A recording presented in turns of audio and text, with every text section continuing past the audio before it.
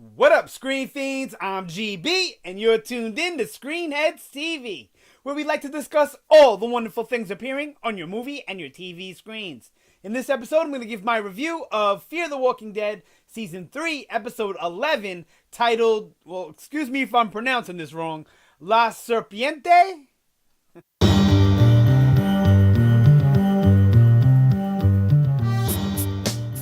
Alright, so I think I'm saying that right. La Serpiente, or Serpente. Whatever. Those of you who speak Spanish, you know what I'm trying to say. So I believe that to mean the serpent. And that's a perfect title for this episode. Seeing as how we're dealing with kind of like snakes in the grass. People, doing things in a sneaky, underhanded kind of way. This was a really good episode. Now, I'm usually really hard on Fear, and I think rightfully so. It's a show that is just full of problems. Now, I'm not really going to talk about that too much this episode because I enjoyed this one. For the hour I was watching it, I was definitely engulfed, and Fear doesn't do that for me usually. I'm usually checking social or sending texts or writing something. I don't know. I can't sit still and watch it. I don't know why. It's one of the few shows that has that effect on me. But this episode, I was there, and I was in it. So now I don't know exactly what the reason for that is, because the writing still had problems. Madison was still basically the same, monotone, no emotion. But I really like Strand and Coleman Domingo. He's the actor that plays Strand. And, of course, Daniel, is great. So, Ruben Blades. So, I guess those two, I think, saved it for me. And then Walker, I'm sorry, I had the actor's name in my head and I lost it. But Walker is a character where sometimes I really like what they do with him. And then other times, like most of the characters on the show, he feels out of character, or I'm not liking him as much as I did the episode or the scene even before. So I really think that was a saving grace for this episode, was that it was, the whole episode was those four characters, who I only have a huge problem with one, and that's Madison. So, and honestly, in this episode, I thought her decision making was believable and on point. Whereas I usually have a problem with it. Her dialogue was not as cringy as normal, but that's almost everybody on the show. And she was the most likable I think she's ever been in the entire series in this episode. And it wasn't just because of her actions, it was just her delivery, the things she was saying, the things she was doing.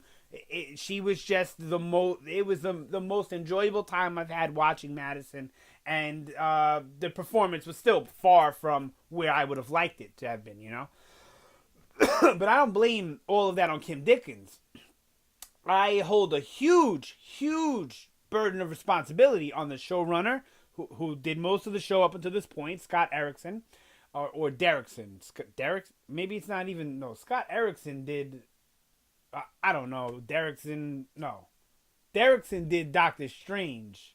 I don't know. But the showrunner, who is not the showrunner anymore, I believe he was canned or left, whatever, halfway through this season.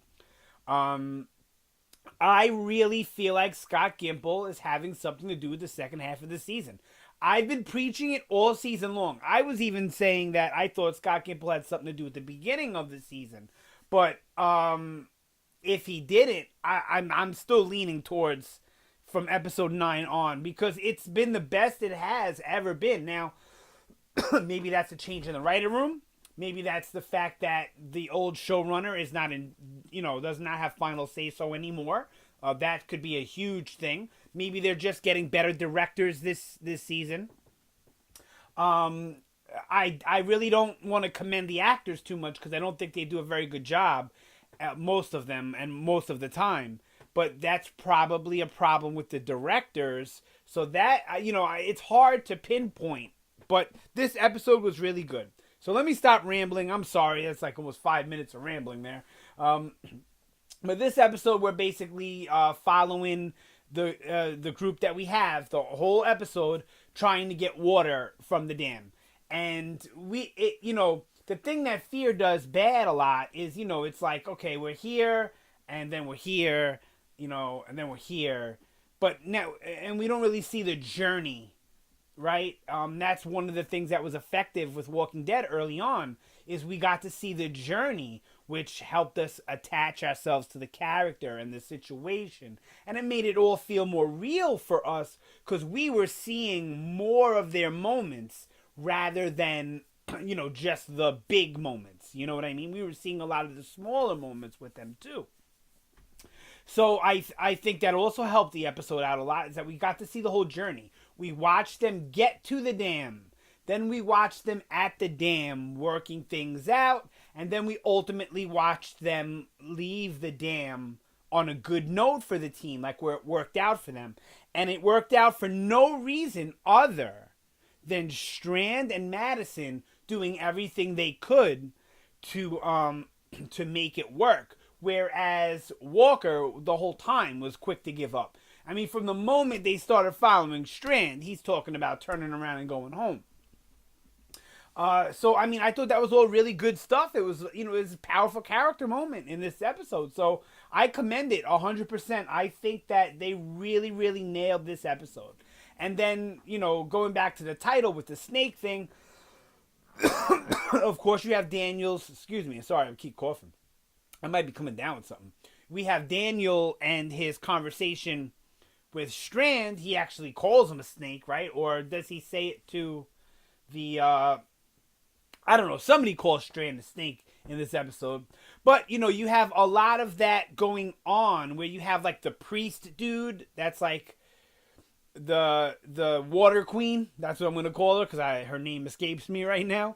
So the Water Queen has like two sides, right? She has Daniel, the crazy side, and she has the church dude, who I know from a lot of 80s movies, who's, like a priest or something, telling them, don't kill, whatever. This is similar to what the governor had going on. So another similarity to season 3 of The Walking Dead, where he had, Merle on one shoulder, the devil, and then he had Milton on the other shoulder, the angel. So it's the same thing of the devil and the angel, but whatever. It's used throughout storytelling, for a very long time. So I'll forgive Fear for that one, especially because I'm enjoying what's going on right now. So, so that was a really interesting dynamic, to see how everyone is kind of working for what they think is best, and some of them, not all, are doing it in very sneaky, slithery kinds of way. You can look at it that way. But you can also look at, being a snake or a snake-like or acting as a snake. I know how it comes out. It always comes out as something bad when somebody's called a snake. I get it. But if you look at it through the way that they have to navigate and circumvent through these problems, it's much like how a snake moves. And I like that parallel there. Now, was there that intention when they crafted this episode? It's beyond me. But I got that from the episode and looking in the title. I got that, oh, wow, they're actually moving like a snake to get around all these problems, where they're kind of trying to just get around the obstacle as smoothly as possible. And I enjoyed it, man. Look, like I said, I normally just shit on this show hard. And there's not a lot to talk about. Honestly, there isn't. But this episode had great character moments with Daniel talking about Ophelia and all of that situation. When Daniel found out that Ophelia was like now a killer like him, I felt that, even though I think Ruben Blades could have probably done a little bit of better job, but his character is a kind of cold character. So did I expect him to break down in tears? No, But that was all really good stuff. And the way Walker says it, so proud and nonchalant, made the scene that much more powerful. I like the actor that plays Walker. I think he does a good job. I just think that at times they do what Fear does, and they write him out of character for the purpose of plot or just the purpose of conflict or movement of some sort. I don't like that. Keep them in character. That's what needs to be done, right? That's how you make it feel real, and that's how we get attached to these people. So, all in all, like I said, I don't have much more to say about it. I really enjoyed the episode. Now, was it because they weren't at the ranch? I don't know, maybe. We'll find out next episode, because it looks, from the preview and whatnot, it looks as if the next episode will be at the ranch the whole episode. So maybe we won't even see them get back. That's what I'm leaning towards. I'm leaning towards episode 11 and the next one, episode 12, being sort of bottle episodes, as if, The Walking Dead would call it, in a way, where we split up the group, and in one episode we follow one part of the group without seeing anybody else, and the next part of the episode, the next episode, we see the other part of what was going on at the same time. So things are not looking good for the ranch. Look, for the first time since the first couple of episodes, since like the first 3 or 4 episodes of season 1, I'm actually looking really, really forward to what's going to happen next. I'm actually trying to figure it out and work it out in my brain instead of just turning myself off. So, thumbs up for this episode. One of the best episodes of the whole series. Definitely. Oh, and they had the good Walker kill in the in the sewer with the chopping them up and all that. Could have been done better. Kind of silly when you really think about it. Especially the way it all resolves itself with the water coming down and whatever. But it was still good Walking Dead stuff. Where Fear lacks that. They lack the gross. They lack the blood. They lack the fear. They lack the scares. So when they put those moments in, they stand out in Fear. And that's not a good thing. Because this is a show that should be centered around that stuff. The stuff that should stand out is the character stuff. The drama stuff is the stuff that should stand out. That's not being shoved down your throat every second. Give us the violence. Give us the blood. Give us the walkers. Give us the zombies. Give us the fear. But like I said, one of the best episodes of the series, if not the best.